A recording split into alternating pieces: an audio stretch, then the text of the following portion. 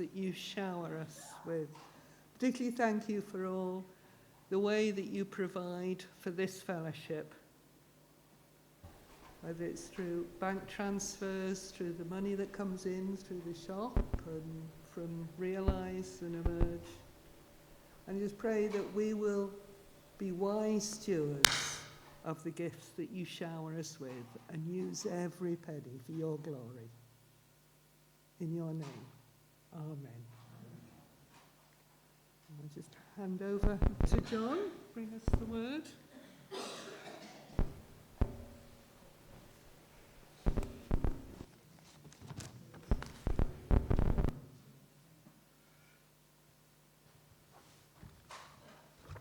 If you want these books, they're over here. Yeah. I think sometimes we just... sometimes we just get to a point where we need to think about things. And we sometimes just take things for granted. And I think there's a danger sometimes in the prayer that Earl prayed earlier. Make us more even as churches. That sort of theme, change things around God. Well, be careful, because He might change it the opposite way to what you're thinking. And we might become the persecuted church.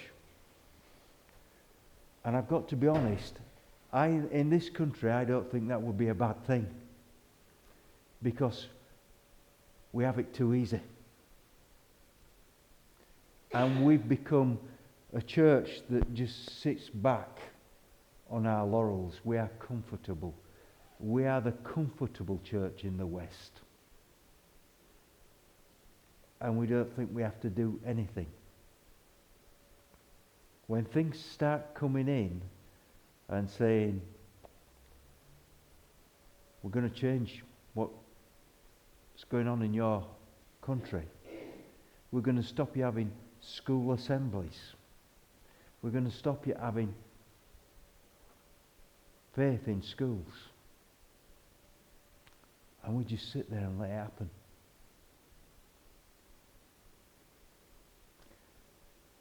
How many of you would have been the person that signed a blank piece of paper? And how many of us thought,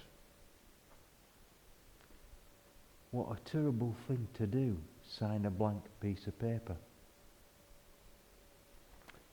But how many of you would have signed it if they'd have said, your partner's life is on the line, your child's life is on the line, or your life is on the line, if you don't put your signature on this piece of paper?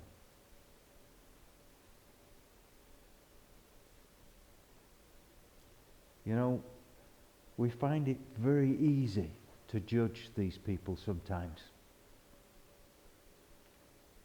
And it's not. It's not as straightforward and simple as you would think. How many of you, if next week you decided to go down into Bradford and you took your car down, because you're allowed to take your car down, and you stood in the middle of Bradford and you started telling people about the gospel, and a group of people came up to you and tipped your car over and smashed it up, how many of you would go back down to the same spot where the same people are the week after and carry on telling them about Jesus?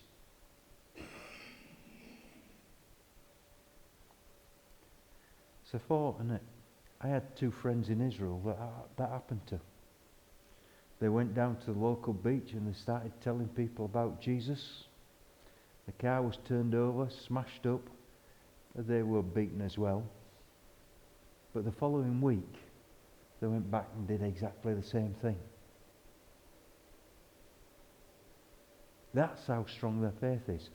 We get worried about telling somebody about Jesus because they might say no. And we're worried about it. We're worried about what people will think of us if we start talking about Jesus.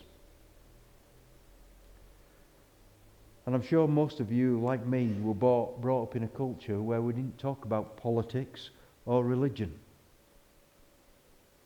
You know, that's personal. And we've been deceived. Because it's not personal. Our faith is not personal. We may have a personal faith, but it's not personal. Jesus tells us to go tell others about it. And sometimes there's a cost at telling others about it.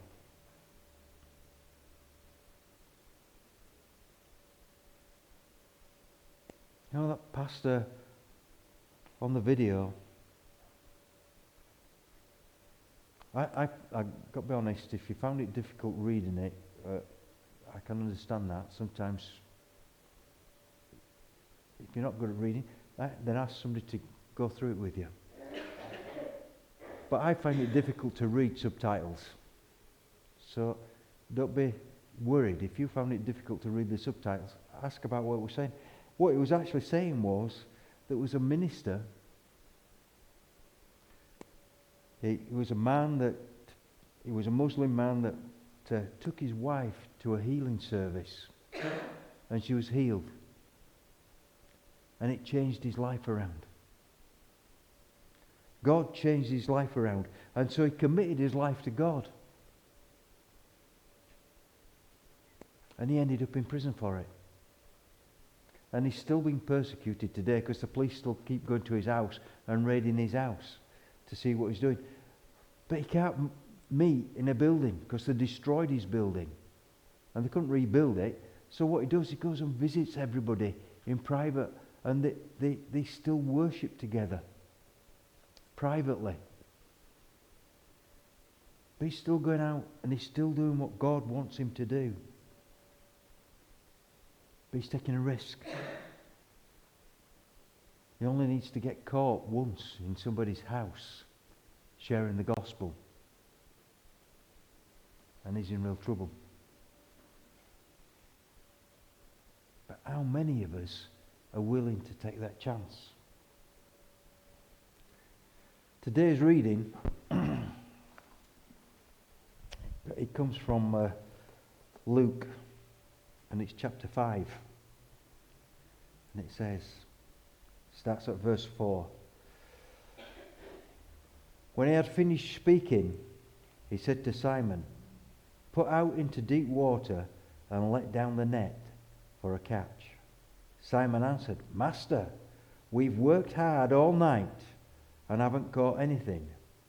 But because you say, I will let down the nets." When they had done so, they caught such a large number of fish that their nets began to break. So they signaled their partners in the other boat to come and help them. And they came and filled both boats so full that they began to sink. When Simon Peter saw this, he fell at Jesus' knees and said, "Go away from me, Lord, I am a sinful man." For he and all his companions were astonished at the catch of fish they had taken. And so were James and John, the sons of Zebedee, Simon's partners. Then Jesus said to Simon, "Don't be afraid, for from now on you will catch men." So they pulled their boats up on the shore, left everything, and followed him.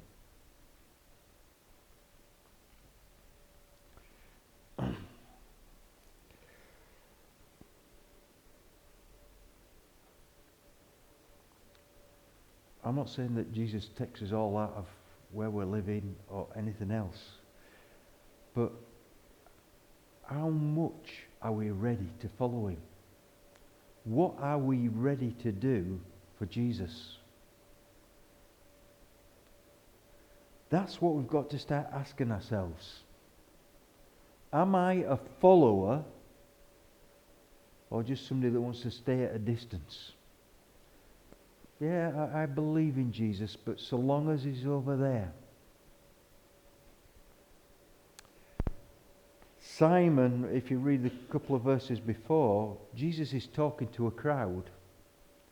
And he climbs into Simon's boat. Don't give Simon any choice. He climbs into his boat.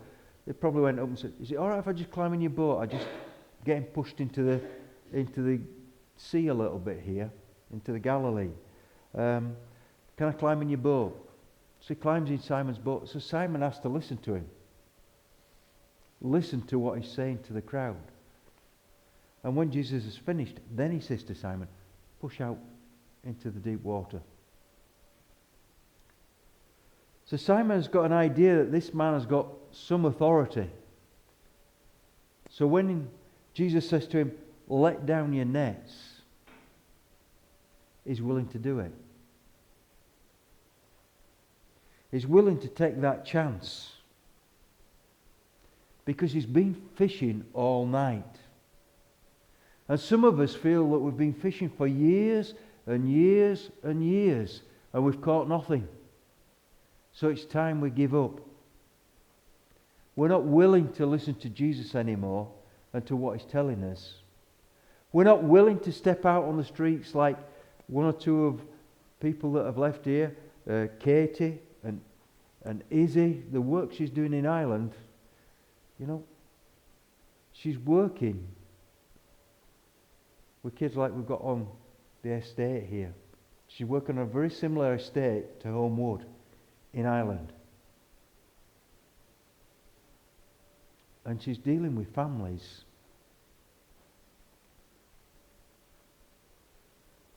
that are still in trouble with the IRA and with the Ulster Defence Regiment. She's dealing with those types of families.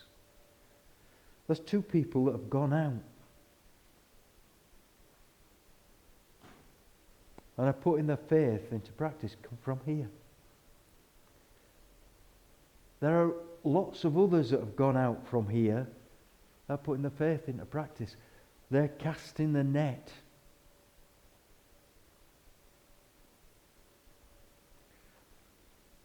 But that's fine. And it's good for us to pray for them. But that's not us. And it's so easy for us to say, well, we've sent lots of people out so that lots of good work is being done through this church. And it's a great thing to be able to say. But what are we doing? Where are we preparing the next people to go out? What am I doing? The weather's getting better. We have a wall. We this year have cushions. Now, last year, I know Earl started last year, she started to come to the service early and started having a cup of tea on the wall. It doesn't mean to say we all have to sit on the wall at the same time, because that won't work. You know, how many of us are willing to come to church early? Say, come to church at 9 o'clock instead of 10:30, and sit and have a cup of tea on the wall and talk to people that are walking past. How many of us are willing to give up a Saturday night or a Saturday evening and come and sit on this wall? Because I can tell you, there's people from this estate sitting on this wall on a Saturday night. And where are we?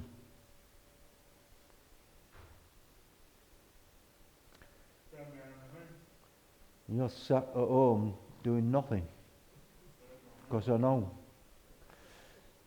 Because your mum's told me. Where are we? What are we actually doing? Oh, it's all right. I'm willing to give up my Sunday morning, but don't ask me to do any more. I'm not asking you to do anything.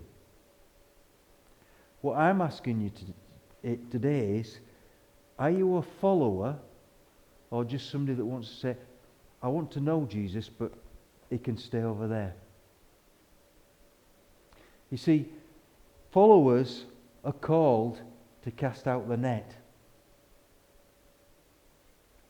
and bring in the catch.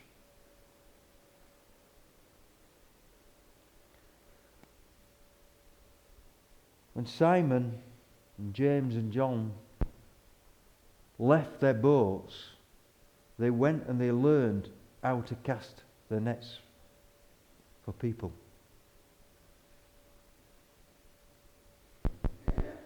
But they had to leave their boats.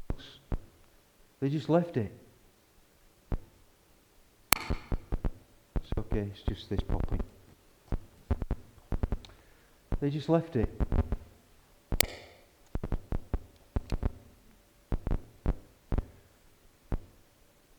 And they got on with what they were doing. They got on with what was needed rather than anything else. They learned how to cast their nets. So that when Jesus left them and said, go out and make disciples, they were ready to do it. They were ready to give up their life to do that. It wasn't just a matter of that, oh, well, yeah, you brought in this big catch for us, fair enough, don't want anything else to do with it. Simon realized when he put his trust in Jesus in that boat, the authority that Jesus had.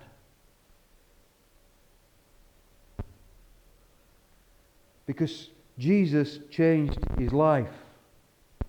That minister in India realized the authority that Jesus had when he put his trust in Jesus and he went to that healing ministry with his wife.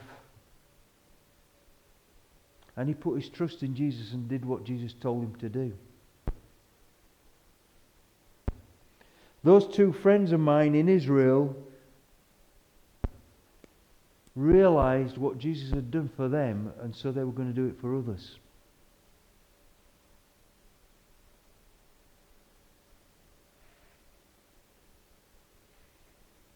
How many of us take our faith into everyday life? Into the things that we do? You know, I got ridiculed by the church for going bowling on a Sunday. Church that I in Pudsey, they said when there's a bowling tournament on a Sunday, I used to go and I'd preach my sermon. I said, I'm leaving early today because I'm going bowling. And the bowling cut-off time was quite early. And so I'd say, I'm going bowling. And they said, that's wrong. You should stay here and have tea and coffee with us and everything else. So as soon as the service finished, I shoot off and I'd go bowling. And they said, why are you doing that? And the reason I was doing it, because that's where my fishing ground was. It wasn't in the church. I was teaching the people in the church, but my fishing ground was on the bowling green. And you know how many people I could tell about Jesus, and how many people in that bowling club used to come to me and say, John, will you pray for me?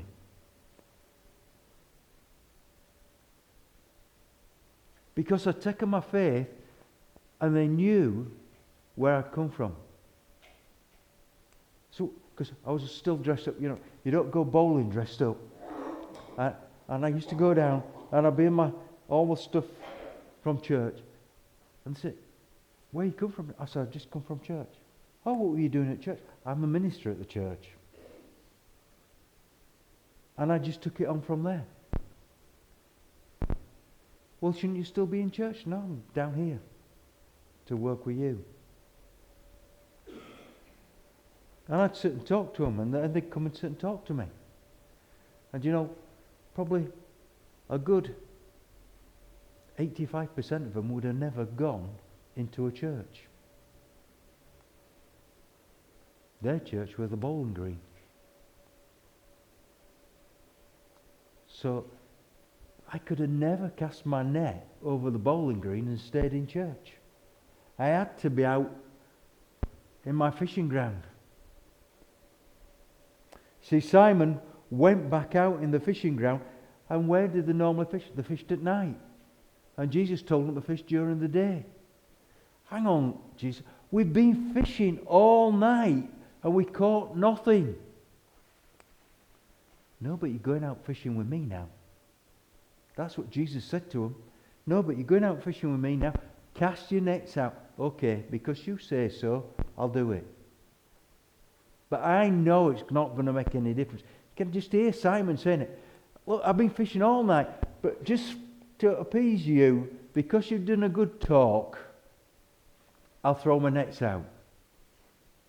It's going to be a waste of time. So he's throwing his nets out casually, thinking, this is a right mess, is this? I'm going to have all these nets to clean again just because this guy's telling me to throw them out. He's just causing me more work, but what the heck? There's something special about him, so I'll do it. And what happens? Because he took that step of faith, maybe not wanting to do it, but doing it, he caught all those fish.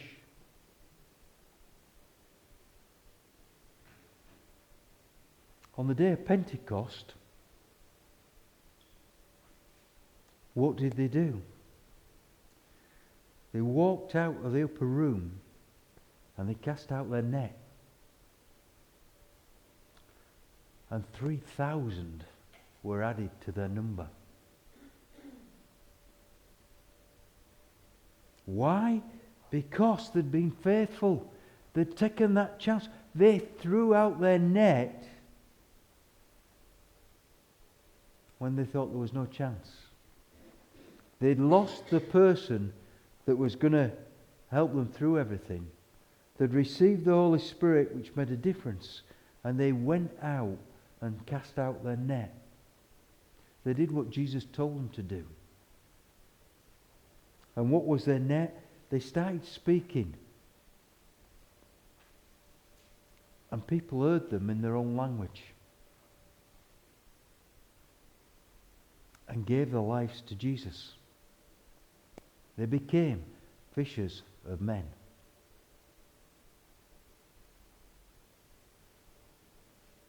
And people started to come to Jesus. We have to start to cast our net.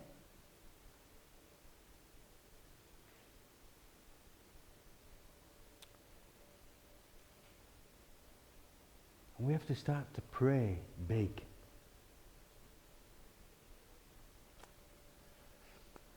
One of the things I do when I come up here, and I'm going to share this with you because I think you need to know. One of the things I do is I pray over every one of these chairs in this room.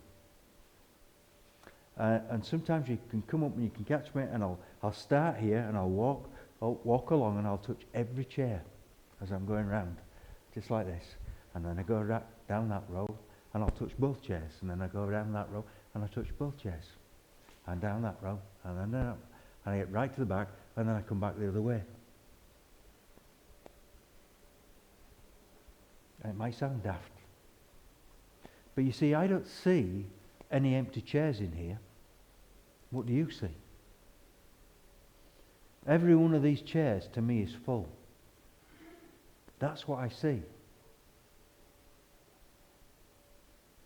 Now you can say, you're crackers, John. Because they're empty. No, they're not. There is somebody for every one of these chairs. If there isn't, why the heck have we got the chairs? We might as well just take them out and just go into a smaller room, save on gas and electricity, and wait till we close down. You see, I don't see that as a scenario. What I see is every one of these chairs full and people queuing out the door to get in. Now, I might not see that in my lifetime.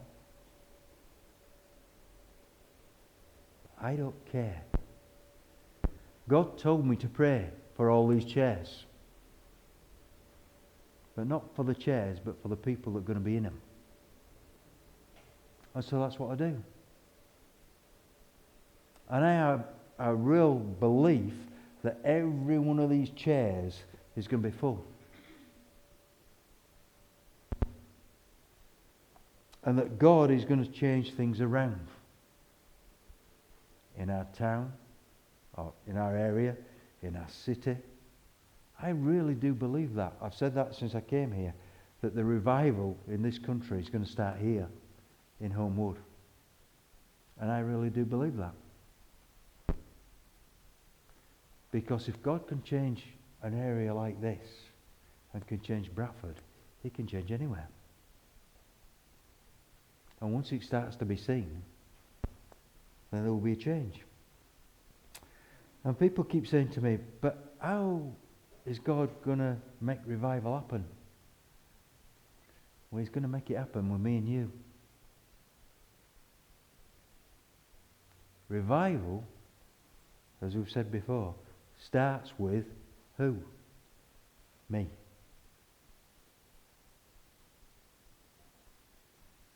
And you should be doing exactly the same. Revival starts with me. Because if we're not saying revival starts with me, and that's not, you're not saying revival starts with John, you're saying revival starts with me. Revival starts with me changing my attitude. And me changing my attitude that so that when Jesus says, push the boat out into deep water, cast out your net, you don't say, but I've been at it all night, Lord, so you can forget it. You say, yeah, Lord, I've been at it all night, but if you say so, I'll do it. How many of us are ready to say, okay, Lord, if you say so, I'll do it?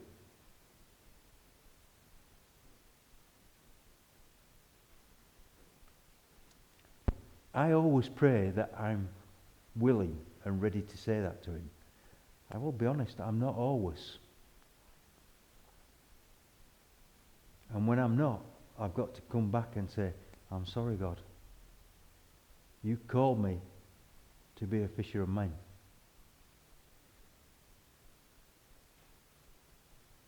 Make me back into that person that's fishing. Make me back to that person that's willing to go out there and catch people for you. Change my life around. Don't just let me rely on others. Don't just let me say, well, I was involved in sending so-and-so. I was involved in sending that person. And they're doing some fantastic work. Yes, they are. But what am I doing? Where am I at?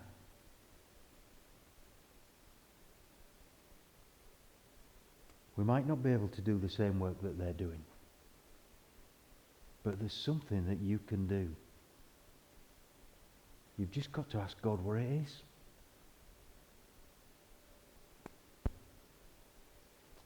When God tells you to start fishing in the place that he tells you to fish. Don't say, I can't go there. It's too risky. I need to go somewhere else. That's not what it's about. These people on the videos that you've seen today didn't say, Lord, I can't do that because it's too risky. It might come at a cost to my family. I might get killed. This might happen to me. And so I can't do it. They just said, Jesus, you changed my life around. I'm going to do it. And I know that you're going to be with me.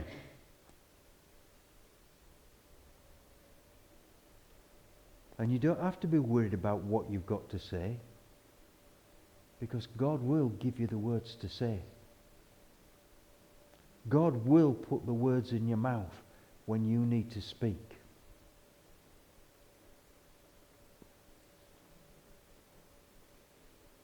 Anybody that really knows me that if I get in a crowd of people, I'm the one sat in the corner. Because I find it difficult. In my natural self, I am not a mixer with people. I only mix with people because that's what God tells me to do.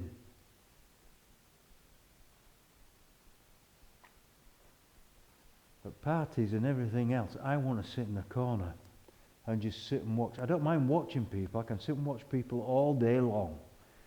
But don't ask me to take part in it all. I just want to sit in the corner and watch them.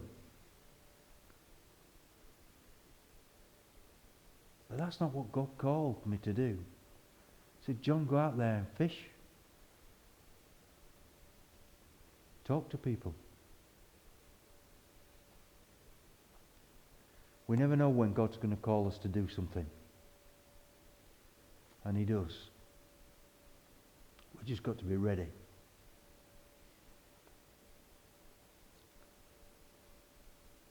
And make sure you're ready. Yesterday, I was asked to look after the sound equipment for the wedding yesterday. And that's what I thought I was doing. And so I went, made sure the sound equipment was all working. And the minister that was leading the service came in, and so I went and introduced myself to him and apologised because we'd missed some equipment that we were going to take. And he had to work on an ordinary microphone instead of one of these. And so I apologised to him, and he says, well, my name's Greg, and what's your name? I said, my name's John. Oh, you're the one leading the prayers. I said, not that I know of. I says, no. He says, well, what's your full name? I says, John Ryder. Oh, yeah, you're definitely leading the prayers. Is it Pastor John? I said, yeah. Yep. You're leading the prayers. It says so in this itinerary right here. And they gave me a copy of the itinerary, and there was my name, leading the prayers. First on.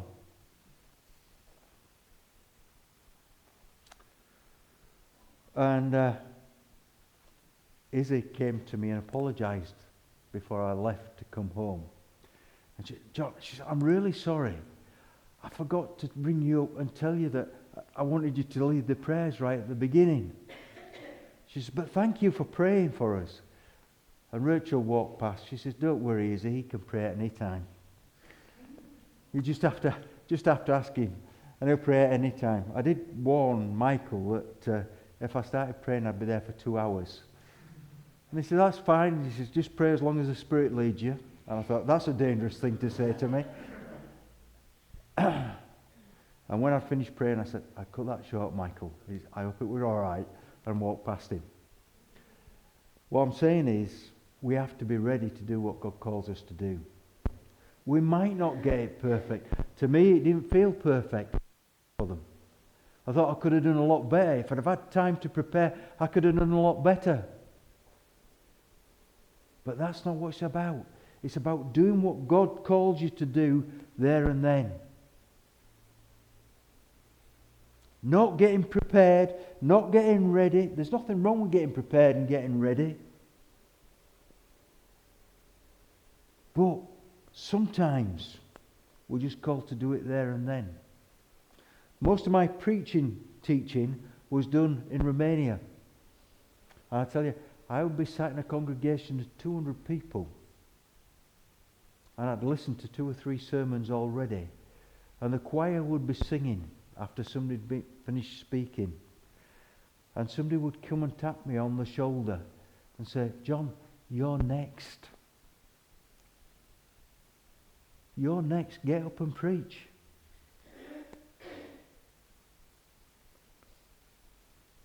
And that's what we've got to prepare for. It's no good saying, when these people are tapping you on the shoulder saying, you're preaching next. It's no good saying, no, I'm not. If you think that, I'm going home.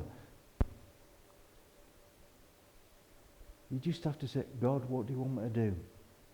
And one particular service I went to, got tapped on the shoulder, went up to the front. The interpreter, I'd not met him before. And he just says to me, what's your text, John? And I thought, I don't know, I haven't had a chance to look. So I got my Bible out and I turned to what God showed me. And I said, that's my text. And so he read the Bible verse. And then I had to preach on it for an hour. Tap on the shoulder. Trust in God. Cast out your net. I had to cast it out. And I wasn't up to me to fill it. You see, I don't have to fill my net. All I got to do is cast it out. And that's where we go wrong, because we think it's our job to fill the net. Cast it out, and what happens? Jesus fills the net. We've got to be prepared to bring it in. You know? It may be that we have to ring St. Christopher's up and say, look, our net's so full, can you come and give us a hand? Wouldn't that be a lovely scenario to have? Hang on, St. Christopher's are our partners in what we're doing. They may do things differently to us. James and John may have done things differently to Simon in their boat, but they were partners. We're just in different boats. If they get to getting a big catch, maybe it'd be up to us to go down to them and help them bring the catch in. But you know, both boats were that full, they began to sink. Why? Because one man said, okay, Lord, if you say so, I'll do it. How many of us are going to say, okay, Lord, if you say so, I'll do it? Thank you.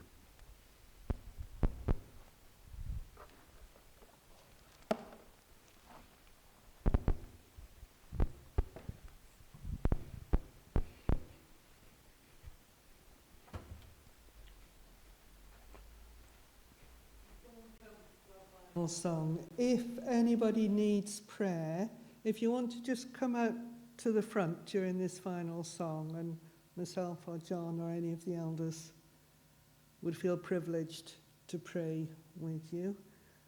I'm assuming, I know there's tea and coffee because I saw Alan bringing the biscuits in after the service, so do stay around.